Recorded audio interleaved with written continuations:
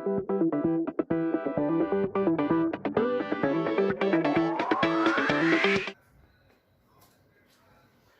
मैंने क्वेश्चन के बारे में बताया था कि जो रिबन, मैग्नीशियम का रिबन होता है, उसको बर्न करने से पहले 3-4 मिनट तक उसको सैंड पेपर से घिसा जाता है।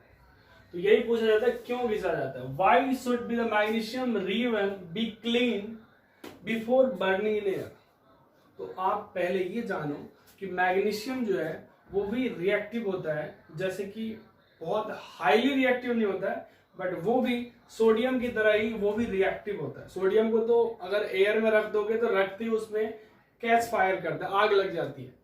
लेकिन मैग्नीशियम भी उतना कम भी नहीं है। मैग्नीशियम रिबन को जब भी हम एयर में रखते हैं तो वो क्या करता है, ऑक्सीजन के साथ रिएक्शन करके एक मैग्नीशियम ऑक्साइड का एक लेयर बना देता है अपने बॉडी के ऊपर, जिसको फिर अगर बर्निंग में प्रॉब्लम होगी, टाइम लगेगा। तो इसीलिए सबसे पहले हम क्या करते हैं, उस लेयर को हटाने के लिए 3-4 मिनट तक उसको हम सैंड पेपर से रगड़ते घिसते हैं। तो यही पूछेगा व्हाई उसको क्लीन करते, लिखेंगे because the remove of the magnesium oxide layer from its surface of the magnesium ribbon. Simple, क्योंकि कहता है ना कि लाइन टू लाइन आंसर देने के लिए। ये पूछा ऐसा क्यों किया जाता है आपको कि मैग्नीशियम ऑक्साइड का लेयर हटाने के लिए उसे हम क्या करते हैं, 3-4 मिनट तक उसे क्लीन अप करते हैं। ओके, तो डन। ये देखो, बैलेंस करना है, ये लैंग्वेज में आता है क्वेश्चंस को उसे बैलेंस करने के लिए। हाइड्रोजन का मतलब H मत लिखना आप, हाइड्रोजन का मतलब H2, हाइड्रोजन गैस होगा। क्लोरीन का मतलब क्लोरीन नहीं, Cl2, क्योंकि क्लोरीन फ्री स्टेट में नहीं पाया जाता, हमेशा अपने इस फॉर्मेट में पाया जाता है। अब कहते हैं हाइड्रोजन क्लोराइड HCl, ठीक है। अब देखो यहाँ पे हाइड्रोजन 2 है, यहाँ क्लोरीन 2 है, और यहाँ पर इस साइड हाइड्रोजन भी है, क्लोरीन भी 2। बैलेंस क्या है करने के लिए यहाँ पे 2 डाल दो, बैलेंस हो गया। ये इंपॉर्टेंट क्वेश्चन है। Barium chloride, aluminium sulphate, barium sulphate, aluminium chloride.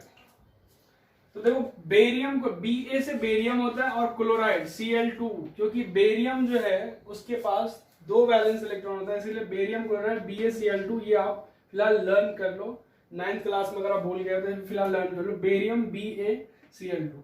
Aluminium sulphate Al2SO4 का होल थराइड, क्योंकि देखो एल्युमिनियम ऐसे और SO4, इसकी वैलेंसी 2, एल्युमिनियम की 3, ये क्रॉस मल्टीप्लिकेशन होता है, तो Al2SO4 का होल थराइड ऐसा कुछ बन जाता है। तो ये बन गया। अब ये कह रहा है बेरियम सल्फेट बनता है BaSO4 प्लस एल्युमिनियम को AlCl3, ये हमारे पास AlCl3 बन गया। इसको कह रहा है बैलेंस करो। अब देखो यहाँ पे बेरियम 1 है, इधर भी बेरियम दे, यहाँ पे 3 सल्फेट है, तो यहाँ भी 3 कर दो, ये 3 तो बन गया, बट बेरियम भी 3 हो गया, तो यहाँ पे बेरियम को भी 3 करेंगे। एल्युमिनियम चेक करो, इधर एल्युमिनियम कितना, 2। एल्युमिनियम को 2 करने के लिए इधर भी हम एल्युमिनियम 2 कर ले। अब देखो क्लोरीन को चेक करो, क्लोरीन इधर 6 है, इधर भी क्लोरीन 6 हो गया। ऑक्सीजन इतना, इधर कितना 12, इधर भी ऑक्सीजन कितना है 12, बैलेंस हो गया। चेक कर लो, 4 3 12, ठीक है। तो इस तरह से ये इक्वेशन बैलेंस हो गया। क्लियर, देखो नेक्स्ट करते हैं। तो अब हम देखते हैं टाइप्स ऑफ केमिकल रिएक्शंस, ठीक है। टाइप्स ऑफ केमिकल रिएक्शंस में ये 4 तरह के टाइप्स पढ़ना है, और इस पे बहुत सारे क्वेश्चन अभी आएगा कि in which of the following are, कौन सा रिएक्शंस है। पहला हमारे पास है कॉम्बिनेशन रिएक्शन, बहुत सारे मॉलिक्यूल्स आपस में कंबाइन होकर के एक सिंगल प्रोडक्ट बनाएगा, तो उसे आप कहोगे combination reaction. The process in which 2 or more reactant combine to form a single product. जब भी आप रिएक्टेंट साइड में देखोगे कि बहुत सारे मॉलिक्यूल्स है, और प्रोडक्ट साइड में आप जब देखोगे कि ये सिंगल प्रोडक्ट बन रहा है, तो उसे हम कहेंगे कॉम्बिनेशन रिएक्शन। जैसे कार्बन और ऑक्सीजन जब दोनों रिएक्शन करता है तो कार्बन डाइऑक्साइड बनता है। मैग्नीशियम और ऑक्सीजन जब रिएक्शन करता है तो मैग्नीशियम ऑक्साइड बनता है। तो ये बहुत सारे ऐसे रिएक्शन, जैसे आपको ऐसे भी सिंपल कहेगा A+B, ये AB बन गया, तो आप कहोगे yes it is also example of combination reaction. अब आता है हमारे पास डिकम्पोजिशन रिएक्शन, ठीक इसका उल्टा। एक सिंगल मॉलिक्यूल्स होगा जो ब्रेक होने के बाद या डिकम्पोज होने के बाद दो या दो से अधिक हमें क्या देगा, प्रोडक्ट देगा, उसे हम डिकम्पोजिशन रिएक्शन कहेंगे। The process in which a single compound decompose या फिर break down to give two or more simpler substance is called decomposition reaction. जैसे देखो कैल्शियम कार्बोनेट को जैसे हमने हीट किया, calcium oxide plus carbon dioxide उसने रिलीज करा। अब हमारे पास है displacement reactions. The process in which displacement में क्या होता है, एक हेवी मॉलिक्यूल्स होता है वो एक लेस रिएक्टिव मॉलिक्यूल्स, मतलब highly reactive molecules less reactive molecules को रिप्लेस करके वहां पे खुद उसका पोजीशन गेन करता है, उसे हम कहते हैं displacement reaction. The process in which a more reactive elements displace a less reactive elements from its aqueous salt solution is called displacement reaction. मतलब एक सॉल्यूशन के अंदर में पहले से एक सॉल्यूशन कंपाउंड था, उसमें हमने एक हाईली रिएक्टिव मेटल डाल दिया, उसने क्या किया, इस जिंक जो लेस रिएक्टिव मेटल है उसको रिप्लेस करके ये इसका पोजीशन गेन कर लिया। देखो जहां जिंक था वहां पे आयरन आ गया और जिंक को रिप्लेस कर दिया। तो इन दोनों में पूछेगा कि हाईली रिएक्टिव कौन है, तो आयरन है, Fe is the more reactive metal. Double displacement reaction क्या होगा, इसमें दो मॉलिक्यूल्स, दो आयंस आपस में एक्सचेंज हो जाता है। The reaction in which two ionic compounds react by exchange of their ions is called double displacement reaction, DDR। देखो बेरियम क्लोराइड सोडियम सल्फेट के साथ रिएक्शन करा, तो ये देखो ये आपस में एक्सचेंज हुआ, ये सोडियम यहां पे आ गया और बेरियम यहां चला गया।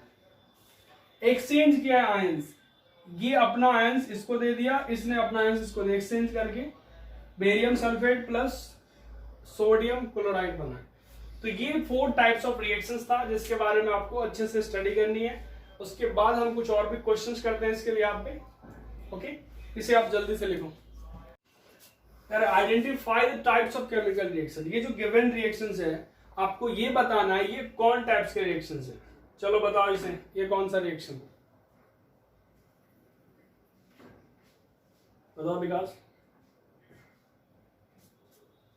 इसमें देखो यहां पर हाइड्रोजन है और यहां पर बी है, ये आपस में एक्सचेंज होता है, हाइड्रोजन यहां आ जाता है और ये यहां, ये दोनों आपस में एक्सचेंज हो रहा है, तो क्या है, double displacement reaction. Double displacement reaction पहला है डबल डिस्प्लेसमेंट रिएक्शन। इसमें देखो सिंगल प्रोडक्ट के लिए हमने क्या बोला था, कॉम्बिनेशन रिएक्शन। दो मॉलिक्यूल्स आपस में रिएक्शन होकर के सिंगल प्रोडक्ट देता है, तो ये क्या है, कॉम्बिनेशन रिएक्शन।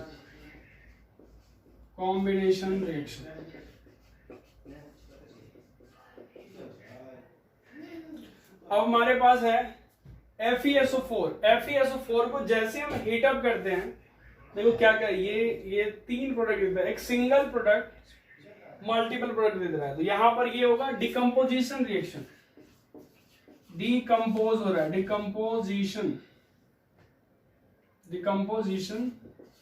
रिएक्शन। यहां पर देखो Fe प्लस CO4, ये दो है इसलिए कॉम्बिनेशन तो नहीं कर सकते। यहां पे देखो एक्सचेंज हो रहा है, ये इसके पास ये इसके पास, लेकिन डिस्प्लेस हो रहा है। यहाँ पे दो आयंस आपस में, दो बड़े मॉलिक्यूल्स था आपस में आयंस को एक्सचेंज कर रहा था, यहाँ पर आयरन ने क्या किया, कॉपर को रिप्लेस कर दिया, तो ये हमारे पास आता है डिस्प्लेसमेंट रिएक्शन।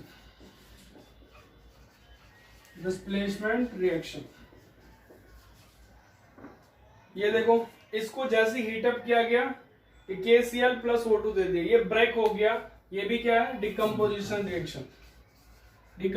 रिएक्शन। तो ये इस टाइप के भी क्वेश्चन आपको पूछा जा सकता है कि बताओ, आइडेंटिफाई करो कि in which of the following are types of reaction कौन कौन से। ओके, अब इसमें एक चीज है मेरी, अब कौन किसको रिप्लेस करेगा आप कहोगे हमें कैसे पता चलेगा, उसके लिए है रिएक्टिविटी सीरीज जो अभी मैं लिखवाता हूं, उसके भी यहाँ पे आप चेक कर लोगे कौन किसका रिएक्टिविटी ज्यादा होता है, किसका कम होता है, इसके बाद इसे आप लिखो नेक्स्ट। अब ये आप देखो कि कौन किसको रिप्लेस करता है। हमने अभी तक क्या किया था, आयरन से हमने कॉपर को रिप्लेस करा था, आयरन से जिंक को रिप्लेस करा था। तो इन दोनों में देखते हैं कि रिएक्टिविटी सीरीज में हमारे पास कौन किसके ऊपर आता है। Reactivity series, a list of the common metals arrange in the order of their decreasing reactivity is known as reactivity series. यानी ये हमारे पास कुछ मेटल्स है जो जितना ऊपर है वो उतना ही ज्यादा स्टेबल है, हाईली रिएक्टिव है, और जो जितना नीचे जा रहा है वो लेस रिएक्टिव होते जाता है। इसीलिए कह रहे हैं डिक्रीजिंग ऑर्डर, डिक्रीजिंग रिएक्टिविटी। तो आपको पूछेगा कि sodium, potassium, sodium, calcium, magnesium, aluminium, zinc, iron, lead, hydrogen, copper, mercury, AG को सिल्वर कहते हैं और एयू को गोल्ड कहते हैं। तो ये सब बहुत ही लेस रिएक्टिव होते हैं। कॉपर और आयरन में देख लो, जिंक और इसमें जो है सो जिंक ज्यादा रिएक्टिव होता है। तो इस तरह से रिएक्टिविटी सीरीज में जो भी मेटल को अरेंज करते हैं उसको हम रिएक्टिविटी सीरीज करते हैं। A list of the common metals arrange in order of their decreasing reactivity is known as reactivity series या एक्टिविटी सीरीज भी कहते हैं। ये आपको लर्न होना चाहिए। कई बार आपको इस क्वेश्चन को दूसरे तरीका से भी पूछा जा सकता है। ओके, चलो नेक्स्ट क्वेश्चन। अब इसी कॉन्सेप्ट पे बेस ये क्वेश्चन है, विच वन इज इनकरेक्ट। ये जो 4 रिएक्शन दिया है उनमें से आपको बताना है कौन सा गलत है। जिंक और आयरन, यहां पर क्या किया, इस जिंक ने आयरन को रिप्लेस कर दिया। जिंक कह रहा है मैं तुमसे ज्यादा रिएक्टिव हूं। क्या बात सही है? ये देखो, जिंक आयरन से ऊपर में है, एग्जैक्टली सही कह रहा है, यानी ये भी सही है। दूसरा कह रहा है आयरन ने कॉपर को धक्का देकर भगा दिया। आयरन कह रहा है मैं कॉपर से ज्यादा बड़ा हूं। कॉपर नीचे, आयरन ऊपर है, यस सही है, हाँ सही किया, इसने भी सही किया। जिंक ने कॉपर को धक्का दे दिया। जिंक ऊपर है, कॉपर नीचे है, ये भी बात सही है। कॉपर ने जिंक को धक्का दे दिया, कहा भागो साइड। पॉसिबल है? Not possible.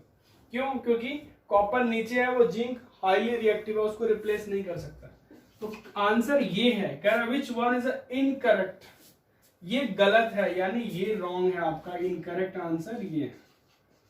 तो इसी टाइप का क्वेश्चन आपसे पूछा जा सकता है इस कॉन्सेप्ट पे बेस्ड। ठीक है, तो ये रिएक्टिविटी सीरीज को और साथ में क्वेश्चन को भी आप कर लो। ओके, चलो अब नेक्स्ट क्वेश्चन देखते हैं।